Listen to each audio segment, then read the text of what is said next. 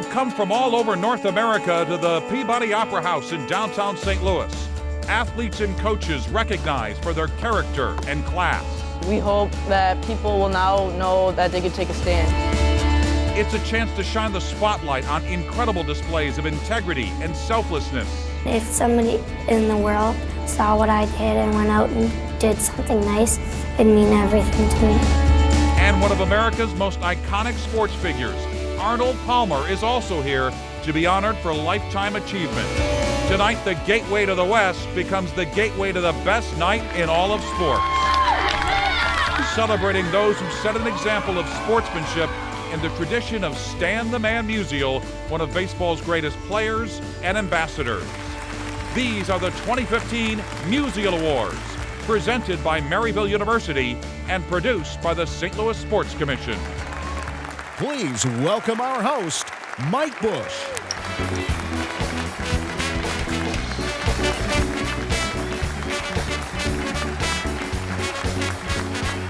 Thank you very much, ladies and gentlemen, and welcome to the Peabody Opera House in St. Louis for a night that will warm your heart and inspire your soul. This evening, we celebrate those connected to the year's greatest moments of sportsmanship, and we honor a legendary good sport. They all come together for an event like no other in the country, an uplifting program showcasing the best in sports and humanity and carrying on the legacy of Stan the Man Musial. That deserves applause.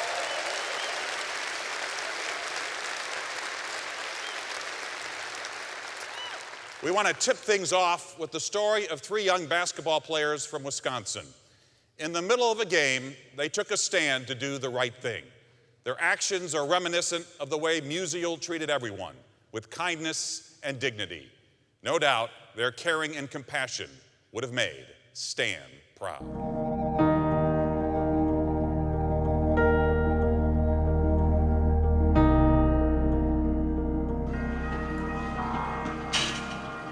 There is one road you'll never find on a map of Kenosha, Wisconsin, Easy Street.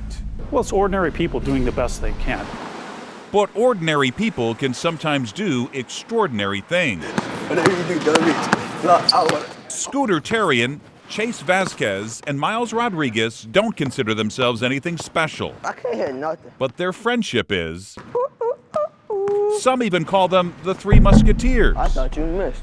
You said the Three Musketeers, I said the Three Stooges. Why you mad? Either way, they usually hold court on the basketball court. Oh! I'm like in the guard position, so I like just having the game in my hands. Oh! In fact, for these three teenagers, there's only one subject they like talking about more than hoops. No defense. And that's girls. Yeah. And from now on, there will always be one girl that will be the super glue that binds them together. Back with, I know I got the right stuff, 'cause we're gonna do tests. Keep moving up. For 15-year-old Desiree Andrews, the world is a stage. Take it right, take it up. Because she has Down syndrome, words can sometimes fail her. So she lets her music and dancing do the talking. That's why her family was thrilled when she was named to the middle school cheerleading squad. I didn't really have my hopes up that she would get that opportunity, and when she did, I was just like bursting. That was also a big day for three of her friends, basketball players who in their own way are Desiree's cheerleaders. Desiree is probably the happiest person I know. She's always smiling every time I see her. And those smiles must be contagious. Some gyms are named after players, others after coaches, but the gym at Lincoln Middle School became known as Dee's house. She'd get standing ovations and cheers, and you could yell her name.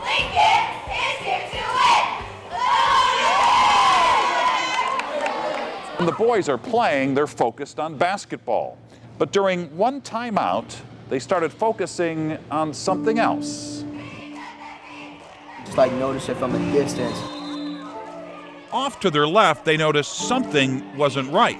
Our coach called timeout, and during our timeout, we noticed that people were bullying Desiree. As Dee was cheerleading, some kids were heckling. We looked at it for a while to make sure we were seeing it correctly. Then 3 boys, known better for taking shots, took a stand. They left the coach's huddle and walked over to the other side of the gym. It happened so quickly, it was like they didn't hesitate. It was just immediate. They were over there and making it clear that that wasn't going to happen anymore. The kids were just looking at us like, what are they doing? Why are they getting off the bench? And then we walked up to them and then we told them to stop doing that, that's not right. And they just shut up. It was merely 3 friends sticking up for another friend. And though it took just a moment, it's had a lasting effect. Oh, I think they're heroes. I really do. Made me feel good, made me think that, hey, I did something right. Hopefully, this will set off a wave of other kids trying to do the same thing to protect those that, she's not really able to protect herself. Is this your favorite movie? Yeah. Back in Desiree's room, plastered on the walls, are posters of her favorite artists. We have Katy. Yeah. Katy Perry. Katy Perry. And who's that? Swift. Taylor Swift. But there's one item she cherishes more than all the others. A gift from the players she calls her boys. She talks about them constantly. They signed a basketball for her, and that's her prized possession. I just wanted to let them know, as her father, how much I appreciated it. Around here, 3 boys with courage makes a majority. We hope that people will now know that they could take a stand. If it wasn't Desiree, if it was somebody else, we would have still did it because it's not right to get bullied. So the next time you're in Kenosha, don't bother looking for the 3 Musketeers, because their number is now up to 4. She'll never forget it. I know none of us in my family will forget it. We'll remember it forever.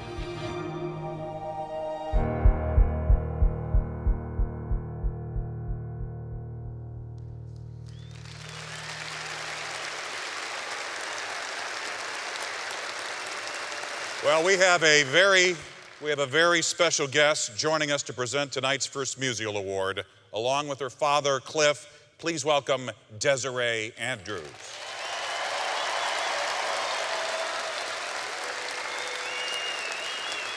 And now, ladies and gentlemen, our honorees from Kenosha, Wisconsin, Miles Rodriguez, Scooter Terrian, and Chase Vasquez.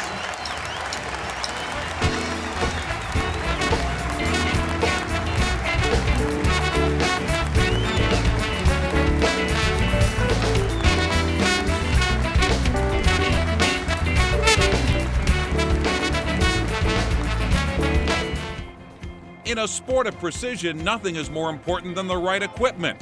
Up next, the incredible act of sportsmanship when equipment was damaged beyond repair before an NCAA championship. And later, the pinnacle honor at the Musial Awards will be given to one of the most iconic sports figures of our time. Maryville University is honored to be the presenting sponsor of the Musial Awards. As fans of Stan the Man, we are grateful to have the chance to celebrate his legacy through this inspiring event. We're also proud that the Musials serve as a powerful platform to promote selflessness and civility. So on behalf of Maryville, one of the 20 fastest growing universities in the United States, enjoy the Musial Awards, one of the great nights in sports.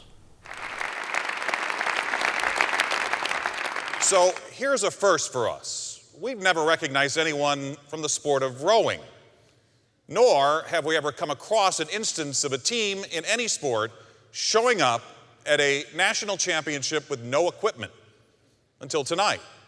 Imagine arriving at the College World Series with no bats or gloves and no ability to go buy replacements.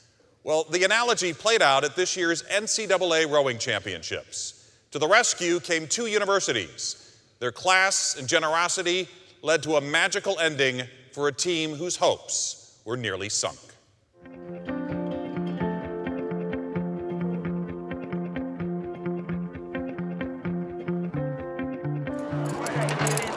In this sport, much of the work is done out of the water. Let's go, Bates! Except for the sweat. Bates! The women's rowing team of Bates College is up early, rigging their boats for the first test of the season. It normally takes like 45 minutes to an hour, depending on how many boats we have to rig. They've made the 3-hour drive from their campus in Lewiston, Maine, to Lake Quinsigamond in Worcester, Massachusetts. This is the Quinsigamond Snake Regatta. It's a chance to tighten the bolts on a strong tradition of success. We're gonna launch in like 5 minutes, so let's make sure we're really stripped down, ready to race. A school with lofty academic standards, Roll the waist and roll. Bates is considered one of the high water marks in NCAA Division III rowing. All right, Bates, let's go. Coach always starts the beginning of the season telling us we're here to become better people. For 5 straight years, like their oars in the water, they had perfect repetition, coming in 2nd place at the NCAA championships. Always the bridesmaid, never the bride. But in 2015, there was reason to believe they were about to go against the tide. I knew that the depth was there. I knew that the culture of the team was in place. They won the New England Rowing Championship and then the New England Small College Athletic Conference Championship.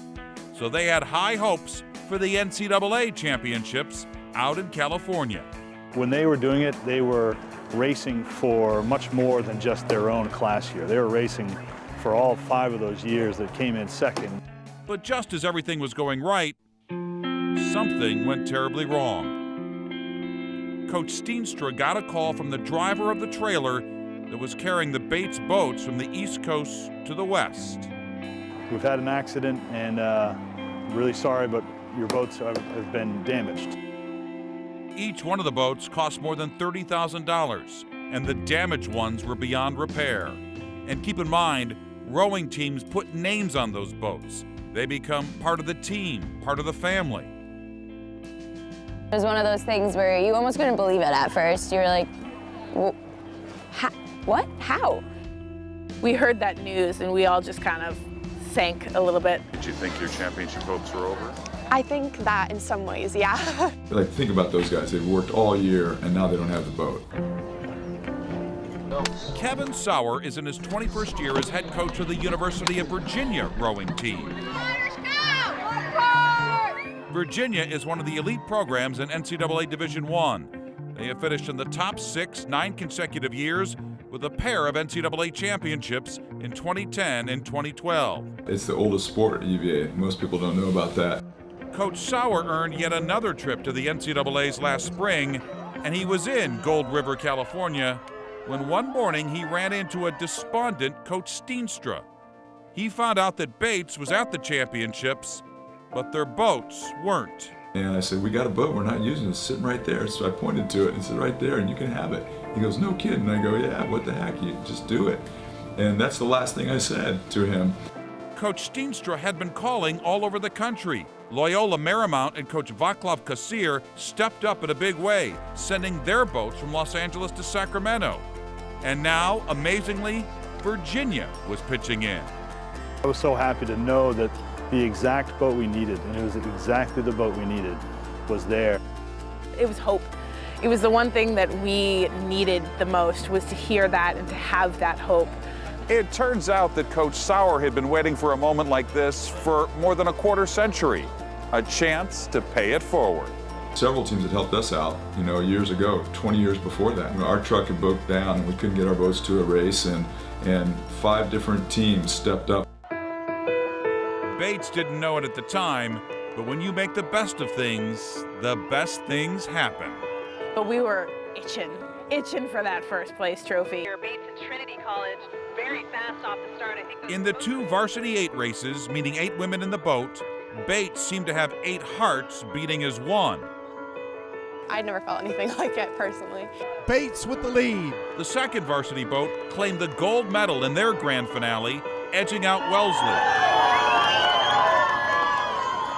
Bates' first varsity boat also made an impressive showing. It is Trinity for the lead, 4 seats over Bates. But Trinity College squeezed past them in their finale, so no one was quite sure what the grand total would be. Then word came down. For the first time in their history, Bates was NCAA champion.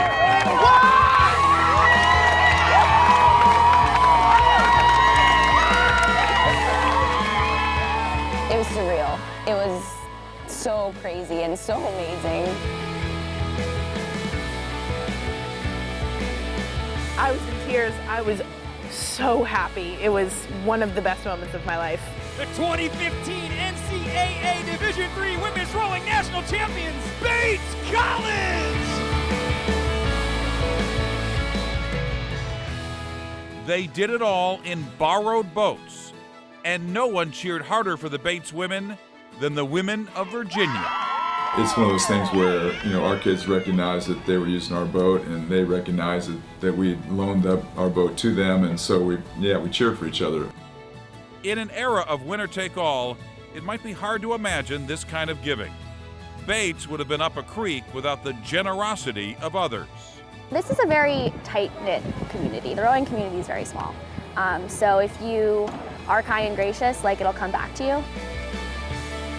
Some say rowing isn't a sport, but a way of life, and perhaps an example to us all. The only way to victory is the right way. We are so grateful for them.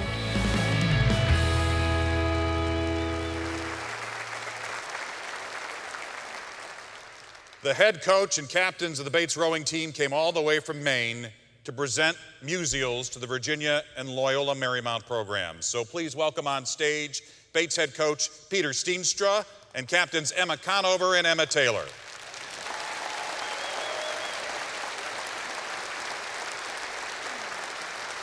And now our honorees representing the two rowing programs recognized for their extraordinary sportsmanship. Here are Virginia head coach Kevin Sauer and Loyola Marymount head coach Vaclav Kasir and assistant coach Jen Kester. He's one of the most respected broadcasters in sports, but up next, how Ernie Johnson is being recognized for his heart. And later, Cardinals manager Mike Matheny and how he's trying to change youth sports. The Musial Awards, presented by Maryville University, sponsored by Edward Jones, making sense of investing. UMB, count on more. United Healthcare, proud sponsor of the annual Musial Awards. And Maryville University, many connections, one you at maryville.edu. The Musial Awards would like to salute broadcaster Ernie Johnson, who won the Sports Emmy Award for Best Studio Host and then promptly gave the award to the daughters of ESPN sportscaster Stuart Scott, who had died of cancer. They came to St. Louis to give Ernie the Musial because they now have the Emmy. Ladies and gentlemen, Ernie Johnson. And I wanted them to have that. And I'm not the only guy who would have done that.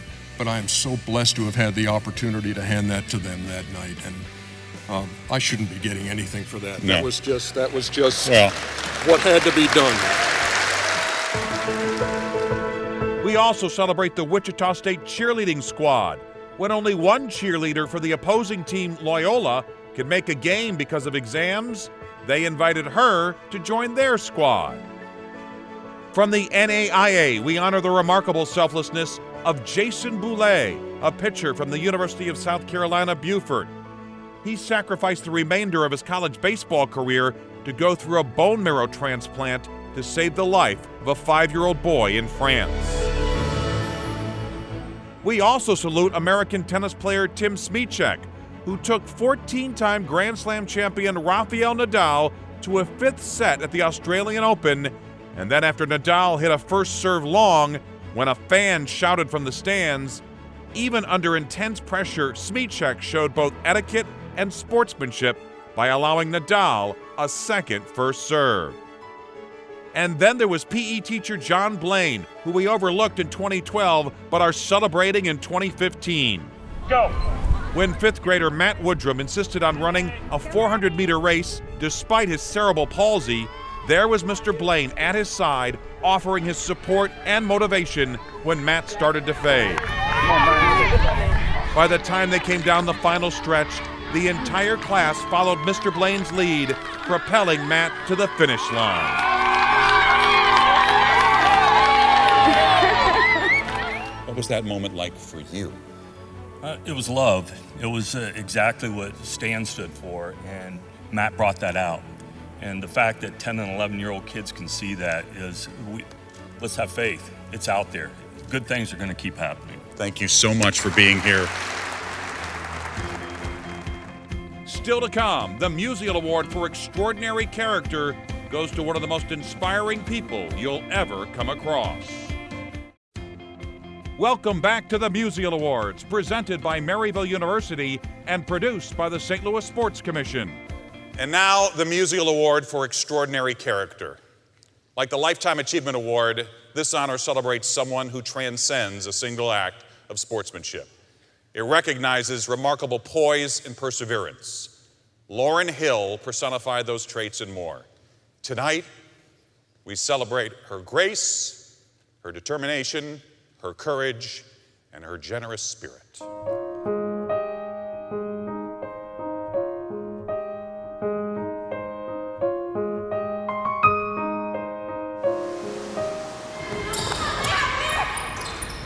Go, go, get it, Taylor, go! Fill the lanes! It's a new day and a new style for the Mount St. Joseph women's basketball team. Go! We are not walking down the floor! We're going to be more up-tempo and run and jump and trap and all that. On the whistle, ready! After finishing just 6-19, the Lions needed to let go of last season. Get in the rhythm, get in the rhythm! And yet there's a part of that season that the coaches and players will hold on to forever. Few freshmen have ever had an impact like Lauryn Hill.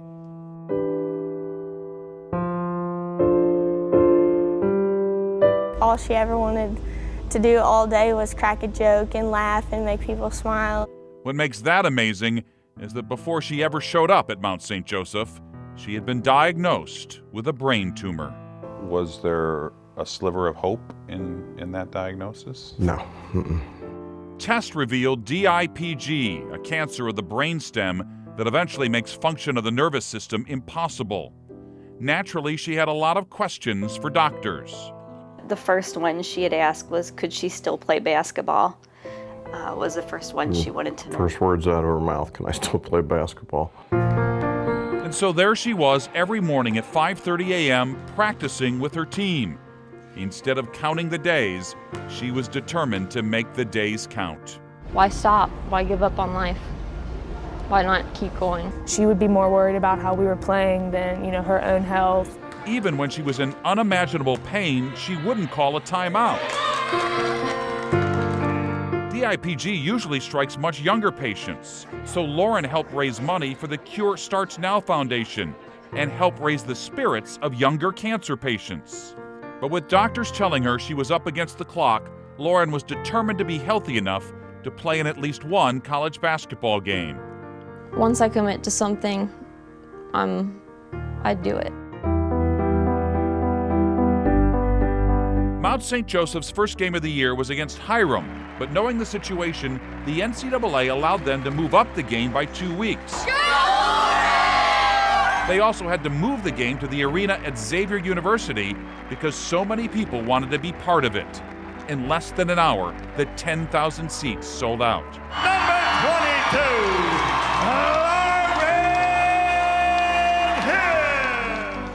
22, Coach Dan Benjamin gave the pregame speech.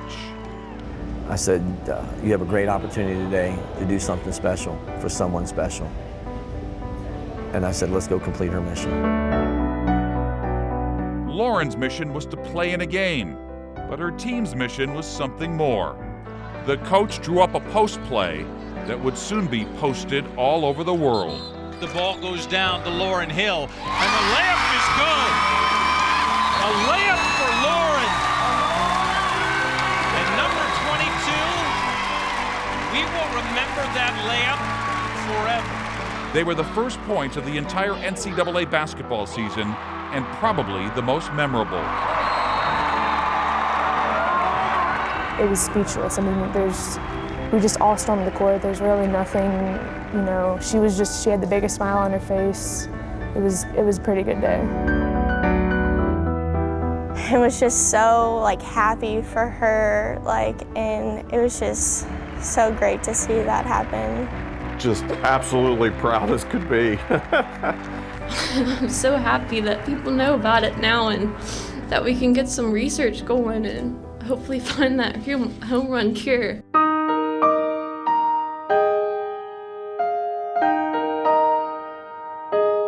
Even after that game, though she was dying, Lauren continued to teach everyone how to live. Spend quality time and stay in the moment, not worry too far ahead, and just focus on what's right here in front of us. When the world lost Lauren in April and friends got together at a school vigil, tears flowed like waterfalls. And yet there was good in goodbye. It's not often you get to celebrate a loss. But today we celebrate a victory of how to live a life through Lauren Hill. Lauren's parents and teammates say she was never really comfortable in the spotlight, but as long as she had the platform, she wanted to make a difference for others. Any award she got, she cared, but she didn't. That stuff didn't matter to her. It was just the fact of getting DIPG out there to the world and raising all the money and awareness. As a new season begins at Mount St. Joseph, Lauren is as present as the baskets and the court. Yeah, she's here. She's here. There's no doubt she's here in spirit. These girls know it. 1, 2, 3, work hard! In fact, for those women who give extra effort in practice, they get to wear a jersey with the number 22, Lauren's number. And remember those young patients that Lauren befriended in the hospital? They now come out to support the team. We love them and we want them to keep the fight up, right? Yeah. When her todays were numbered, she was still thinking about tomorrow. In her name, money continues to be raised to find a cure for pediatric brain cancer. For us, it's incredible just to know that she touched the people that she touched.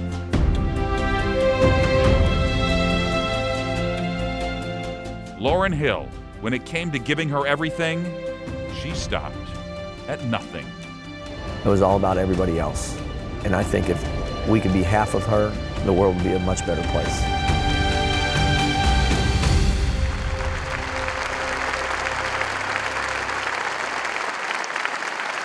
And we're grateful tonight to have Lauren Hill's parents in attendance. They are here to accept the Extraordinary Character Award on their daughter's behalf.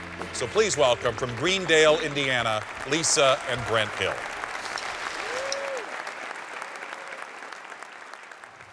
So thank you so much for being here.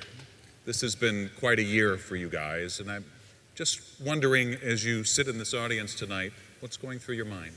Gosh, to look back and how many people she's touched and just her voice and getting everybody rallied around a cause and chasing after a dream has just been amazing. I'm so proud of the fact that she grabbed this and she took it and she made the best out of every second she had. Straight ahead, how a 10-year-old hockey player teaches us all a lesson in giving. Now a story of sportsmanship in the stands. It's not always pretty out there with fans heckling officials and opposing players, clamoring and elbowing to get their way for an autograph, grown adults scuffling for foul balls. You know who you are. So when we caught wind from Canada of what young Keaton Hammond did at a hockey game last season, we were heartened and impressed. In an era when fans go to great lengths to secure that prized piece of memorabilia, Keaton's actions, especially for his age, were refreshingly selfless.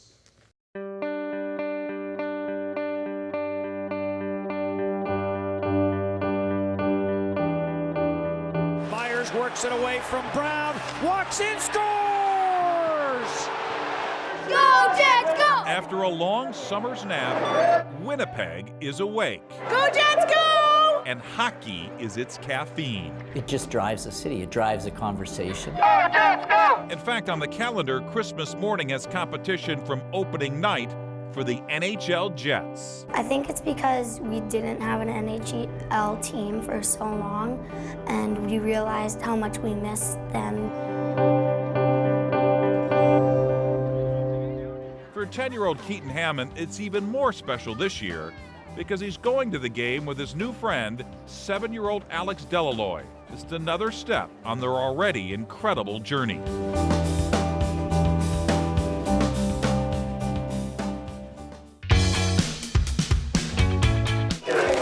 Not even Coca-Cola spends more time on ice than Keaton. I've been playing since I was 4.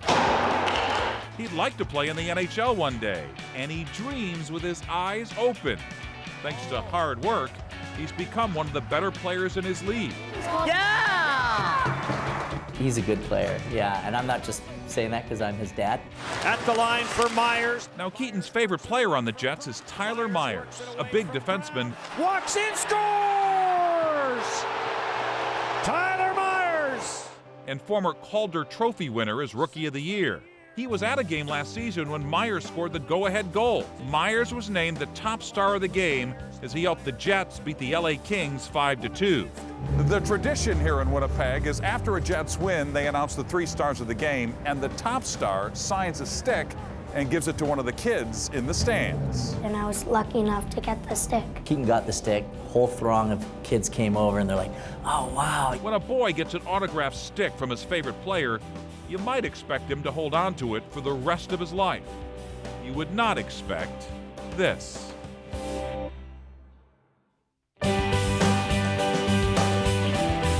Keaton marched up the stands and gave the stick to Alex. And I was telling him, no, like, that's not something that happens every day. You keep it. Like, Alex doesn't need that. She's fine. He goes, no, I want to give it to her. For him to do that was you know, something you don't see very often. How did you even know him? I didn't. Alex also loves coming to Jets games. It's a lot more fun than where she's been spending most of her time. I had taken her into the doctor and she said it was growing pains, and I just knew as a mom that wasn't what it was. It wasn't. After dozens of tests, doctors broke the news. Alex, then just 6, had acute lymphoblastic leukemia, cancer of the blood and bone marrow. I got up to go to her and I fainted. I had no legs. I was screaming and crying like a little child on the floor. Since the diagnosis, the Delaloys spend much of their time driving to and from Winnipeg Children's Hospital, more than 2 hours away from their hometown of Neepawa. And the worst part for Alex? Needles. Lots of needles. Yeah, that's the tough thing. Like a million of them. There have been a lot of bad days, but on one of the good ones, her mom got tickets to see the Jets. After treatment, Alex wanted to make and bring a special sign. So she said, Mom, I want to put something on here about chemo and about the Jets. That night at the game, she held it up, and a cameraman captured it for the scoreboard Jumbotron. It read, chemo by day, Jets by night. The entire arena just went crazy cheering for her, and we didn't even realize it was like standing ovation.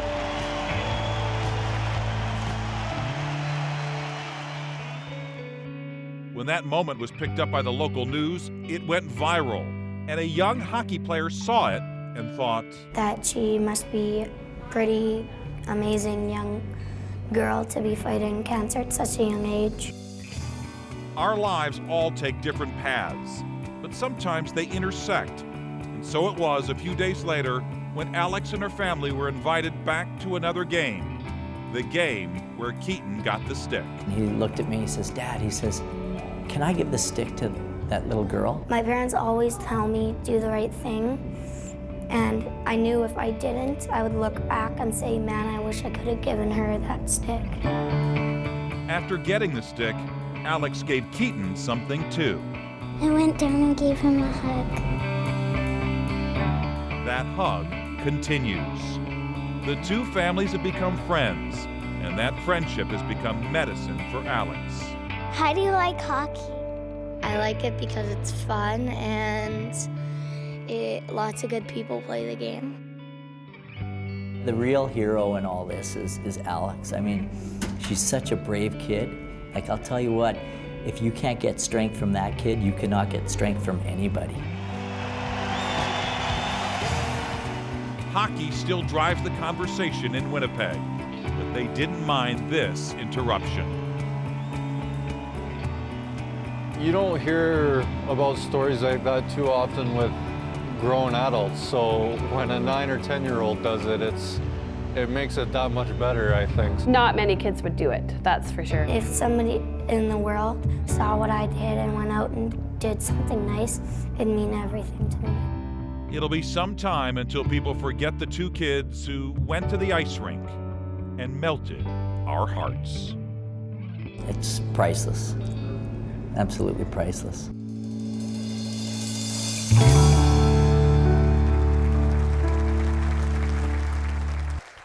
Well, we are so happy she is able to be here tonight to honor Keaton.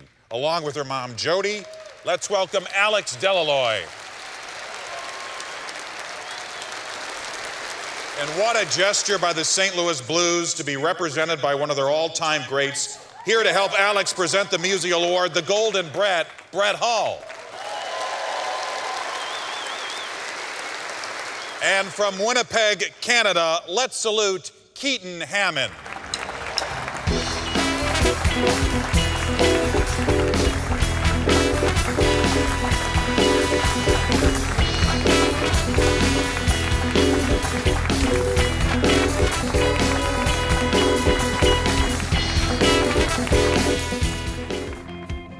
Up next, the Musial Lifetime Achievement Award goes to a sports legend. Arnold Palmer takes the stage. The Lifetime Achievement Award is the pinnacle honor bestowed at the Musial Awards. It recognizes an iconic sports personality who exemplifies sportsmanship and reflects the virtues synonymous with Stan the Man. Well, we can't do much better than our recipient tonight. One of the most popular and accessible sports figures, Arnold Palmer built an army of admirers through his down-to-earth and personable approach. His golfing success, 7 major championships, including 4 Masters titles, is matched by his philanthropic commitment. Arnold's generosity has touched many. And like Stan, Arnold embodies class, kindness, dignity, and excellence. They both had Western Pennsylvania roots, were legendary ambassadors of their respective sports, and are among the greatest athletes of all time. So who better to receive the ultimate award named for the man than the golf legend known as the King. Accompanying Arnold on stage will be St. Louis and Tom O'Toole Jr. Tom is the current president of the United States Golf Association. He's someone very special to St. Louis, to the game of golf, and to the legend you're about to meet. Ladies and gentlemen, the recipient of the 2015 Stan Musial Lifetime Achievement Award for Sportsmanship, the King, Arnold Palmer.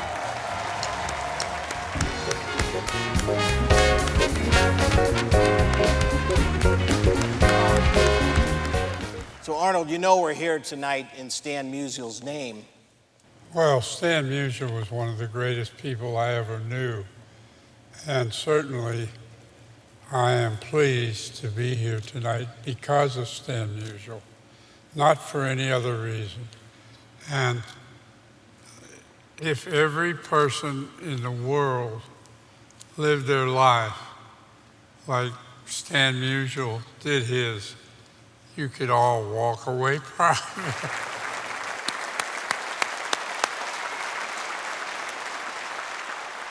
I'm always marveled and endeared by the quote of your very dear friend and strong, fierce competitor of yours, Jack Nicklaus, when he said about you, "I had to fight Arnie's army, but I never had to fight Arnold." What a great compliment by a great champion, which talks about your spirit and about your ability to be gracious in victory and defeat, and all that you did in that relationship with Nicklaus. Well, first of all, Jack and I were competitive, very competitive, and we played against each other with the thought that We were trying like hell to beat each other. I wanted to be a champion. I wanted to win. And that's what we're all about. That's what Stan Musial is why I'm here. He was one of the greatest people that I've ever known in my life.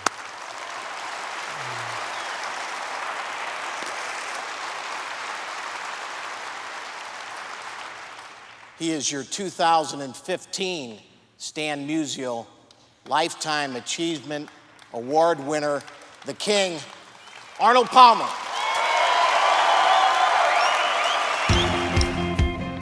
We've got a lot more to come on the Musial Awards, including Cardinals manager Mike Matheny and his message for those involved in youth sports. Now, Mike Matheny is usually the one making the call to the bullpen, but tonight, he's our closer. After recognizing good sports from around the country, we bring the Musial Awards home by honoring the manager of the St. Louis Cardinals. In the dugout, he's been an outstanding steward of the Cardinal way. When it comes to sportsmanship, he's brought forth a perspective that has profound importance. Beyond wearing the birds on the bat with class and dignity, Mike Matheny is working to change the culture of youth sports and keep sports joyful for young people. We surprised Mike Matheny by having a special group present the Musial Award to him tonight. The 8 young men on stage were members of the Warriors baseball team, the first team that Mike managed back in 2009.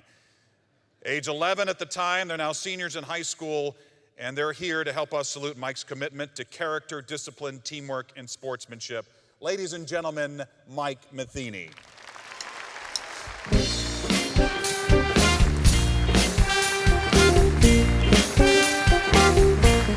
So was this a surprise? Did you know these guys were going to be here? Yeah, they didn't let me in on that.